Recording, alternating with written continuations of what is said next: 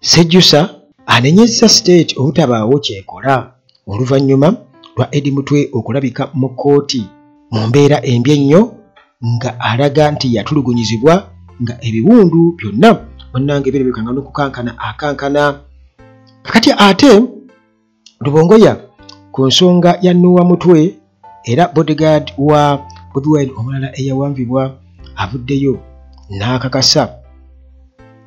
Tanzania Samia Suluhu afuuse Samia Suluhu.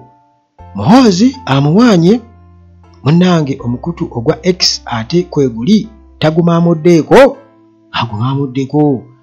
Kulamusizaako nate gwe bwe nampuliriza wano ku Uganda at large nga bulijjo yebaliko gyonna gy'otuusaako engalo.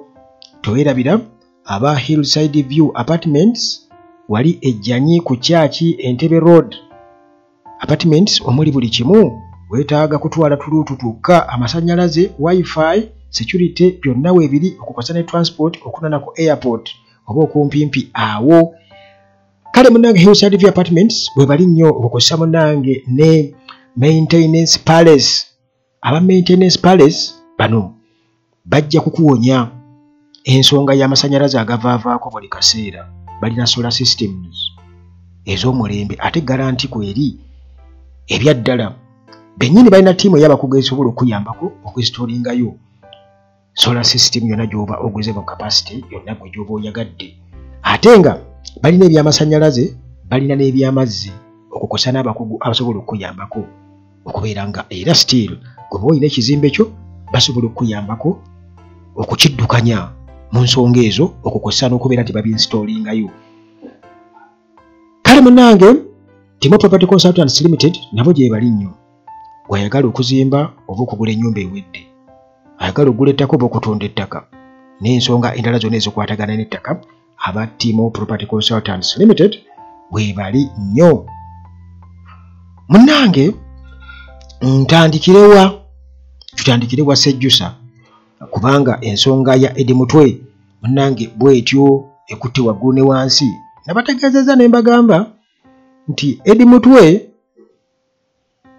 guyinza okuba gwe musumaali omunene ennyo oba kweja eminene ejja inchi 6 ogusoose mu mubiri gwa Muhoozi ne mu bulamu bwe, nti muyinza okukiraba ng'ekyokuzannya abamuwagira ne bamuwagira Muhoozi.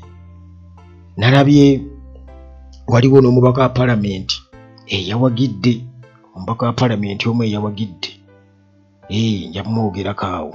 Naye nga munnange ensi yonna bino byonna ebitunuulira ebiraba bwe tulowooza nti bijja kgenda bugenzi bwe bityo mu bwannantagambwako, tekisoboka. Kati munnange Sejjusa avuddeyo nga amaze okulaba embeera Eddie Mutwe gye yalabiseemu akatambi katambudde ku mutimbagano wonna. Ku mulundi guli bwe yatwalibwa nga yakatwalibwa e Masaka mu kkooti baagana bannamawulire okubeera nga bakwata ebifaananyi. Kino kyali kitegeeza nti ate yali mu mbeera mbi nnyo, nti embeera eno gy'alimu bwebatiisirizza bwetyo ate kati wali yali bubi nnyo n'olugalo olumu teruliiko lwa kikuggu. Era nga munnange Muhoozi still ye alabira ddala nga talina na kye yali akoze kikyamu. Ali oke. Era ojja genda okwesanga waliwo abantu abamu kubanda bagamba nti abantu abali mu kibiina kya NRM beegendereze batemu ebyaddala. Ojja genda okwesanga waliwo n'abakisanyukira era nga bakiraba ng'ekyokusaaga bwe bagirega. Ndaba oli bodyguard wa Bobi Wine, ndaba gwe akulira aba foot soldiers bakutaase. Muganda wange akaseera kajja kutuuka naawe nga obugulu bwo obutono bwe bukweyimirira ng'obusaba bukudduse bukutwale wala nnyo nga Muhoozi bwe yagamba Erweru nti run for your life. Your small legs let them carry you as far as they can. Akati nammwe muganda wange manyi wano Uganda waliwo abantu nga bo batemu era nga bawagira nnyo obutemu era nga balaba omuntu gwe bakuba wali tabuuza na kubuuza nti akoze eki naye alonda bulondi buloka n'akuba. Kati waliwo wano e Uganda for example kati oyinza okubeera awo ng'owulira baga nti bannange Abaganda balina olugezigezi, Abasoga balina akajanja, Abagisu balina akatinko, Abanyankole balina akambayaaya. Kugamba kale nkusigira kifaananyi nti nga buli tribe bagiteekako omuze, naye ate waliwo wano abantu abamu nga bo balina emitima emibi nga batemu, era balina akakwata awo nga batemu, abaddala batemu, nga nabo bennyini basobola okwetta, ng'era ekyo kibali kumpi bwe kiti. Naye kakati kino ekyamuhoozi omutima guno mubi, muganda wange gwe yalaze ensi yonna emaze okumutunuulira, ne bwe banaamuwaana banneeti ekyo ye general affairs manya biki, ensi yonna emaze okubeera ng'ekola ki. Ye kennyini ayinza obutakitegeera, ayinza obutakitegeera, naye nsuubira okuba nga ne kitaawe akitegeera, akimanyi. Nsuubira okuba nga ne ba ankobe Bakagame baani Basalimu Sale bonna babiraba bagamba ono omwana. Naye okay, anti kiri nti mmwe mwamumentalinga era mmwe bagamba mmwe ayagala kutta bantu balinga ankobe Kagame basse, ayagala ku tato yamugamba PDF agifuule killing machine n'ebirala bingi byazzenga ayogera, okitegeera. Era nammwe bennyini mwaba muwaana, era kibi kitegeeza nti kyonna kyakola ekibannyika kitegeeza mujja kukkirira naye, ate bijja kuba bibi nnyo, kubanga obusungu bw'abantu bulinnya, naye munenge bwe bulinnya ate temugamba bannange ate pado, bannange ate kaakati kale, kubanga ekyo Muhoozi kye yakoze oba kye yakola, Mukama Katonda n'atuyamba ne yeeyoleka ensi nti wuuno nze mulina nze amukoze bino, n'alabika nga bw'afaanana ng'akankana bw'ati, yenna kitegeeza nti abasajja baamukutulugunya ebyensusso. Kitegeeza nti naawe oba oli okwalifayinga okubira nti bannayuganda bye bakwatirako bwe bati basobola okukola kye baagala. Yes, basobola okukola kye baagala awo. Tewali muntu ayinza kugamba nti lwaki ate kaakati. Kubanga kiba kitegeeza nti gwe kennyini gwe munnange aleese gwe atadde ku peesi eyo, bannayuganda bannakivugirawo ku bwe batyo, nabo temubanenyanga, temugamba kale alina abaana kale raba, temukola ki, temubanenyanga. Kakati munnange General Sejjusa avuddeyo n'avumirira gavumenti okutunula obutunuzi nga bodyguard wa Bobi Wine eri mutwe alabise mu kooti ne obubonero bwonna obulaga nti yatulugunyizibwa ebyensusso. Ono nno retired General David Sejjusa. Kati okumanya nno bannayuganda tebeerabira, General Sejjusa ng'amaze okwogera ebyo, waliwo omuntu omu mu Northern Uganda yamugambye tetwerabiranga naawe bye watukola mu Northern Uganda, nti still kyayogera yes ali ku mulamwa, naye bamujjukiza ebyali mu Northern Uganda. Kati awo naye kitegeeza alina okunyonyola abantu beeyo, tetugenda kumuwolereza. Naye oli yakyogedde ava mu Northern Uganda nti Sejjusa naawe tumanyi bye mwatukola muki mu Northern Uganda. Kitegeeza abantu obusungu babulina, era nga still tewaliiwo muntu n'omu agenda kutika musalaba gwa munne wano. Ekyo kyayogeddwa. Kakati Sejjusa ono bw'atyo yavuddeyo n'araisinga concern ku nsonga ya Bobi Wine, bodyguard we eri mutwe gy'alimu ng'egyerabiseeko mu kkooti, era ng'obubonero bwonna bwabadde bulaga nti yatulugunyizibwa byansusso. Kati olwo n'akuba omulanga eri state institutions, ebitongole bya gavumenti, nti byandibadde bikola ekyo ekituufu, nti ne balema kulaga oba ne birema kulaga nti tebirina maanyi naddala bwe kijja ku kulinnyirira eddembe ly'obuntu. Ensonga yeeri etya? Kati yagambye mu bubaka bwe yatadde ku mukutu ogwa X, yabadde ajjukiza ab'ebyobuyinza naddala mu prison service, n'agamba nti bano balina obuyinza n'obusobozi okusobola okuwa obujjanjabi eri omusibe yenna nga tebalinze kiragiro kya kkooti. Tebeetaaga kufuna kiragiro kya kkooti kuwa musibe bujjanjabi. Kati agamba nti omusibe bw'aba yeetaaga obujjanjabi nga tebafunye newankubadde nga tewali kiragiro kya kkooti nti prison service balina obuyinza obwenkomeredde, era agamba nti nno balina buli kimu ekirina okubeera nga kikwasaganya oba kye balina okukozesa okukwasaganya omuntu okufuna obujjanjabi ku mutendera ogwa waggulu, newankubadde nga baba tebagenda kukozesa prison health centers. Tekyetaagisa kubeera nti balina kufuna lukusa omuntu okumubuusa prison health centers okumujjanjabira wabweru. Sejjusa bw'atyo bwe yategeezezza. N'agamba nti nno nti abasibe basobola okujjanjabibwa Mulago,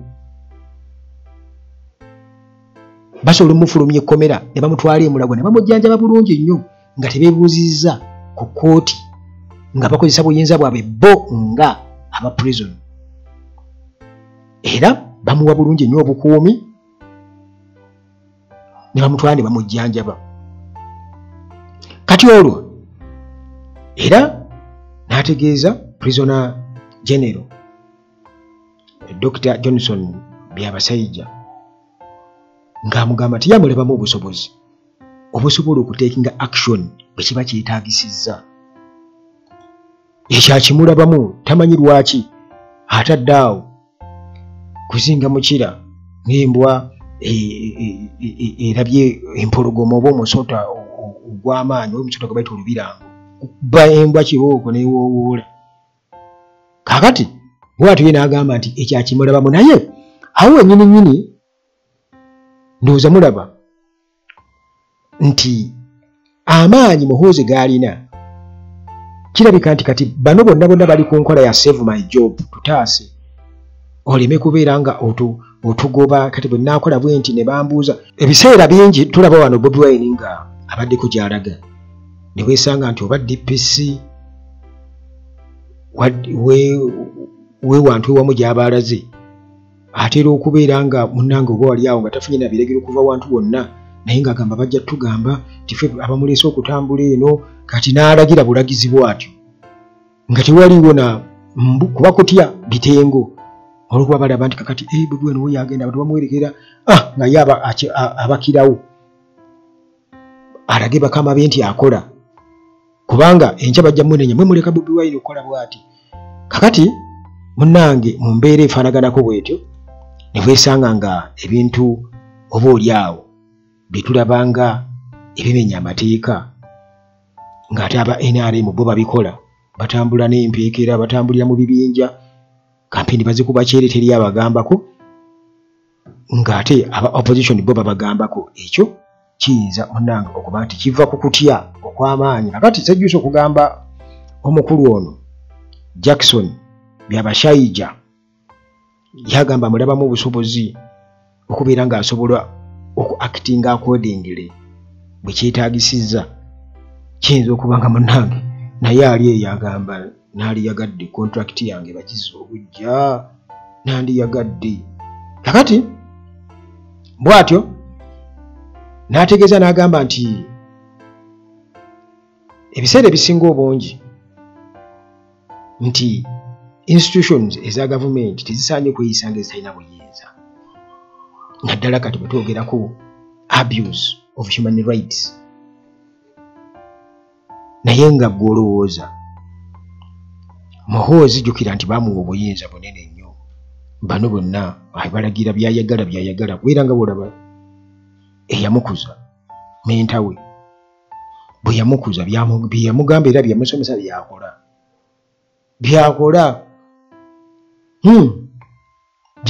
Kakati kiba kitegeeza nti bano batudde taata n'omwana basazeewo, kati ate ggwe eri gwe bayinza okugyawo ne bawa omuntu omulala, kuba kati bo oli tojja mujjako nti family. Kati ate olwedde balina amagye gaabwe gali wali gana bakuumirawo mu kigundi kyabwe tebajja wabula gwe bajja kukukyusa.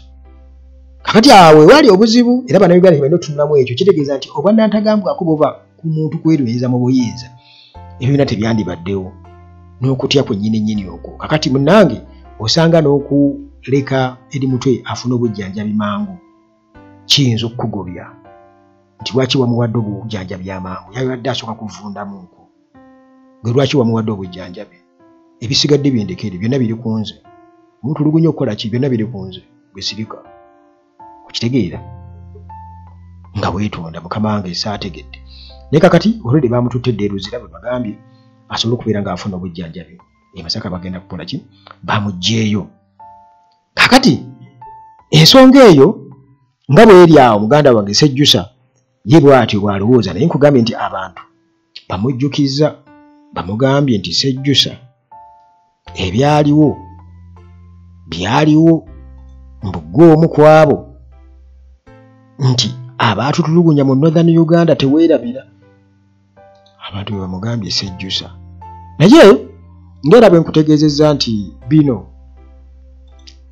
si buli omuntu ajja bivumirira era wali bannayuganda kategori y'abannayuganda nga bo basanyufu nnyo era Muhoozi byakola byonna era byakola aba Nuupu kugamba ng'olabira ddala bakugamba mu mutima gyabwe bagamba nti ndaba abatulugunya in our favor abatta in our favor abo gye bali bannayuganda gye bali era bw'ogenda ku mutimbagano wono ojja balaba n'okomentinga bakomentinga kubanga kati waliwo omukulu Honorable Mwesigye Frank ono yawandiise ku mukutu nga Eddie Mutwe alabise mu kooti nga afaanana bw'atyo ekintu ekiraliikiriza ennyo bannayuganda abalina emitima abalumirirwa bannaabwe yagambye nti Eddie Mutwe mbu kakati atikkiddwa bachelor's degree mu Lunyankole mu lulimi Olunyankole mbu atikkiddwa kati watu bye yawandiise era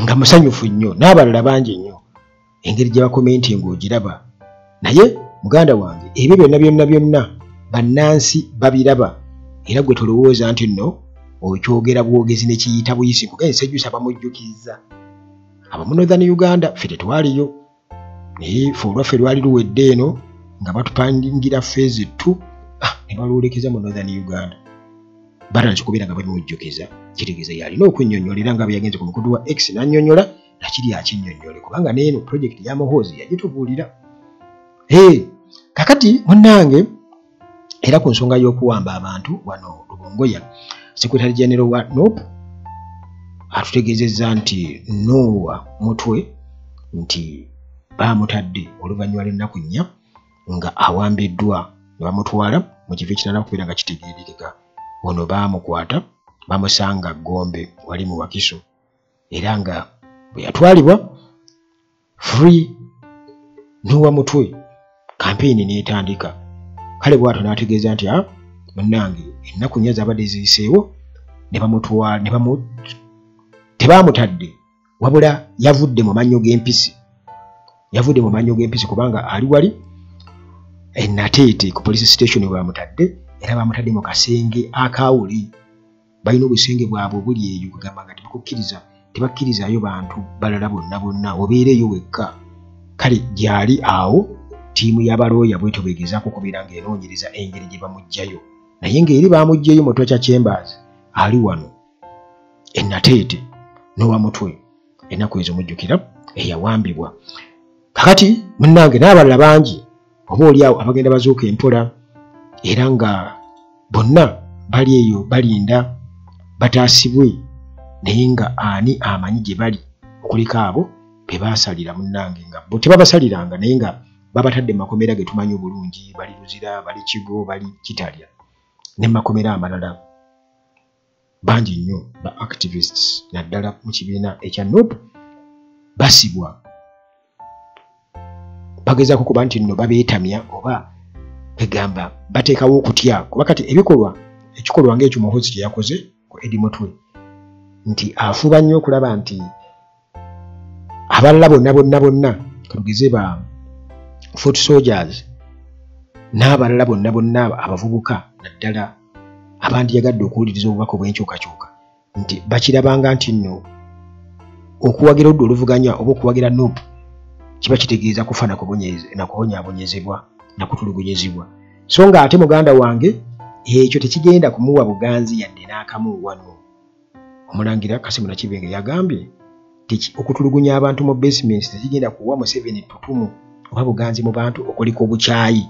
Buli muntu yenna kati saawa eno yeewoonya Muhoozi era buli amutunuulira bw'ati amulabira ddala era amanya abansodogga mutuuma Kawenkene amanya ngawulira kati ate agenda kunenyaani kubanga munnange bagamba nti kyosiga kyokungula kati olwedde ekyo kyamaze dde okumugenda mu ngalo omusaayi gw'abantu guzinga guyiika abatulugunyizibwa bonna kimaze okukakasibwa nti yabibadde emabega era yabadde nga gy'alagira.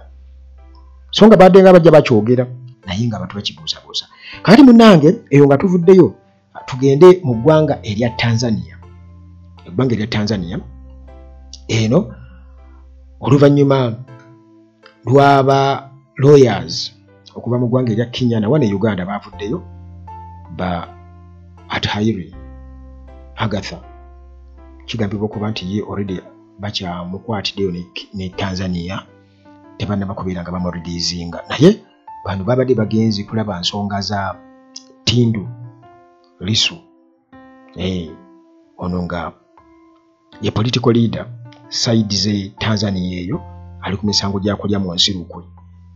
Kati mu kutuuka eyo bwe bati ne babakwata ebyo tubimanyi ne babagaana okubeera nga bayingira mu ggwanga erya Tanzania. Kati nga bamaze okubeera nga bagaana bannakenya ne bakkira omutimbagano be basinze okubeera nga bakalirira Samia Suluhu era ne bamukakasa nti gwe weeyitaani. Bannatanzania nabo bwe batyo ne bakuba omulanga eri bannakenya nti bannange mututaase temutuvaamu. Kitegeeza nti eri ewaabwe okwogerako si kyangu. Waliwo okutya okw'amaanyi okwogerako si kwangu yadde n'akamu kubanga n'ono naye bwe bakubulya statement yamuteekesako omusango gw'okulya mu nsi olukwe nayo yeewuunyisa olabira ddala nga temuli. Kakati munnange ye Samia ng'agamba nti tebagenda kukkiriza foreign activities mu ggwanga erya Tanzania ye tebaagala interference nti bo ebyabwe tebaagalayo emivuyo era bino yabyogedde oluvannyuma lwa bannansi ba Kenya mukaaga okubeera nga ba activists bannakenya mukaaga okubeera nga babadde bamaze okubeera nga badipootingibwa abazzizibwa bali mu ggwanga erya Kenya. Kakati ye n'akakasa n'agamba nti tebaagala foreign interference mu Tanzania. Affairs zaabwe internal affairs ziba zaabwe era onnanga oluvannyuma obwedde agenda abulookinga omu ku omu ku mukutu gwe ogwa X naye yagenza okulaba nga kisusse n'asalawo n'agamba nti kale X ng'omukutu e Tanzania ne guggalwawo era bannansi ba Tanzania tebaliko X. Bajja kulaba emikutu emirala nga TikTok naye emikutu emirala naye omukutu gwa X tebaguliko. Era waliwo Foreign Affairs Ministry Kenya yabadde ategeeza bannansi ba Kenya nti mmwe njagala obbakakasa wano waffe waliwo freedom demokrasia wano waffe mulala nnyo naye ensi endala ndowooza mulaba ekituuseewo temulowooza nti bimufuna wano naye musobola okubifuna mu ngeri efaanaganako bwetyo. Naye okusinziira ku kiriwo ffe tulowooza nti eno wave bwete jagenda erya era abantu bonna amaloboozi gonna agalaga obutali bumativu mu nfuga gye bafugwamu wano mu East Africa oba Eastern Central gajagenda gegatta mpolampola kubanga mulaba wano abagenzi wano Uganda nti abantu baali bakomuniketinga bulungi nnyo nabo era nsobola kuba ne bannansi ba Tanzania nabo gye bali abanyigirizibwa naye okwogerako ye problem. Muhoozi Kainerugaba nga bulijjo yavuddeyo n'awaana Samia Suluhu n'amuwaana ku kye yakoze mbu yakoze makula mbu alaze nti tazannyirwako. Muhoozi mbu alaze nti tazannyirwako era n'amuwaanira ddala ng'amulabira ddala nga mbu omukulembeze ow'amaanyi oba pulezidenti ow'amaanyi mu Africa mbu ye best way. Naye ekyebuuzibwa nti ne Samia naye bw'alaba ebikolobero Muhoozi byakola naye ayinza okumugamba nti ye best way. Ate muga nti gwe best wange sisuubira. Kale bw'ati Muhoozi yeebazizza nti thank you very much mama Muhoozi. Mbu no nonsense wamulabanga no nonsense tolerating a nonsense. Mbu era ye favorite African leader we. Kale ebyo yabyogedde, naye ekibuuzo kye neebuuza nti Muhoozi alinamu kye bayita however nti if Samia gets to know what I do to Ugandans ayinza okumpaana, naye ayinza okumpaana nti bisaanidde oba kale kwegamba ebyo biri awo nabyo. Naye ensi nga bwe nabagamba nti munnange nze njiraba ng'ekyalo ekimu. Bw'oba oyagala okumanya bwetunulira ku ntalo eziringa mu Ukraine, Russia, era ojja genda okwekanga nga ba Foreign Affairs Minister ba Lavrov bazze ne Uganda. Tugenda okulaba nga ne America naye esindise eno delegation yaayo, byonna kugamba bitambulira wamu. Tulaba Museveni alina influence nene nnyo Kenya. Kitumanyi ba Samia naye kati saawa eno naye agenze mu lubu olwo kubanga anti entebe ewooma nti eyajjanga ow'okusaaga ayinza okuba kati ayagala naye kukalakatayo k'emyaka gye egiwererako ddala nti history wa Tanzania akyukiraawo. Kuba kati ono mwangu nnyo okumanipulatinga Muhoozi kana kyokumuwaana okwewaanyawaanya bw'atyo ayinza okuba ng'era okumuwaanawaana boogerezeganya nti nange njagala tugire tuti kati naawe tutandikiraawo. Nga bw'olaba Kenya ebageza kukola bwakikola South Sudan mulaba Salva Kiir okukosa ne mu Eastern Democratic Republic of Congo Rwanda.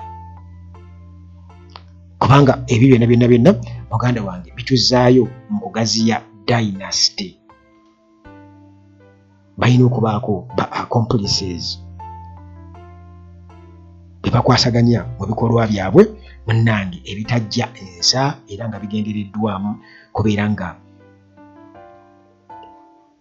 bakijjanya bannansi abaddala. Kubanga wano mu Buganda era bajja kukozesa Abaganda okutunda Buganda, era naye Bunyolo bajja kukozesa Abanyolo okutunda Bunyolo balamu, ne Mwankole bwe batyo, mu Busoga bwe batyo, Mwakyoli bwe batyo, Bamao n'abalala Bakena. Kale mwe temulowooza muganda wange nti byangu yadde n'akamu, si byangu yadde n'akamu. Kubanga abasajja bakungaanyiza omusimbi mungi ekisooka ne baba ne influence. Kati baludde mu buyinza kati nga General Museveni nti buli muntu yenna yandiyagadde omwebuuzaako okikola otya, okikoze otya okulwa mu buyinza, naye okikola otya. Mwali mubaddeko awo nga bakatugize nga obadde oyagala kuyingirira omulimu okusuubula, oyagala okwebuuza ku muntu oyo asuubulidde ebbanga saidi zeeyo oba okujja ebintu Japan okubireeta ku mwalo wano Mombasa. Bwe bamukuzigira naawe oyagala tandika busuubuzi, oyagala oyogereko naye, oyagala kulima mmwanyi, oyagala kwogerako n'abalimi b'emmwanyi bakubuulire bakikola batya. Kakati nabano bonna abaagala okweyemeza mu buyinza balaba nti ono amaze okubeera nga ategekamu mutabani we, amutadde mu strategic position ay'okubeera nti nno atwala mu maaso ekintu. Kati nabo baagala okweyongezaayo luto, ayagala wakiri ebisanja ayongezeyo emyaka oba akola atya akyusekyuseemu awo e Kenya. Tanzania Samia naye oba oli awo ayagala amanye ba opposition figures abali ku ludda oluvuganya abakwasaganya atya, Museveni akikoza atya, n'ewalala South Sudan. Kakati musajja Salva Kiir naye anoonya engeri gy'akola ki, gy'apalapalanyamu nti at least bw'aba avudde mu buyinza oba oliawo bw'ateekako asobole okubanga ne famire ye nayo oba oliawo waliwo n'omutabani gwali usuubira okuba nti y'anajja mu maaso ng'ono aliko gw'ayagala amusikire avuddeko. Kugamba ekintu kitambule bwe kityo, naye balina okwebuuza ku muntu ali mu ssente awo basobola okuba nti alina experience General Museveni.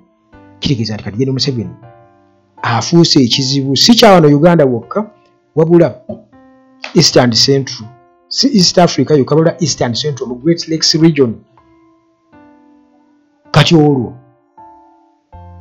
n'okuli ewalala wonna mu nsi endala era waliyo wangi amagye ga SFC nga ge gakuumayo bapulezidenti baayo noonyereza nga SFC yeekuumayo. Kale munnange ekintu si kyangu era si byangu nti gwe wenna asuubira okununula eggwanga wattu wano Uganda nti bwe muba mukyalimu ebyo ebitonotono muganda wange kino ekintu kigazi nnyo. Kino ekintu kigazi nnyo era kyetaaga okusimira ddala ewala. Kiringa bw'onoga nti envunza yabalya neeyingira munda kati okugijjayo obulumi bugenda kuba bungi naye nga tewali kyakukola. Tewali kyakukola kuba bw'atandise dda ate nga bba abampembe beetegefu nnyo ng'oggyeko okutta nabo bennyini okwetta bw'oba tonnategeera bukulu bwa nsonga eyo. Akuume.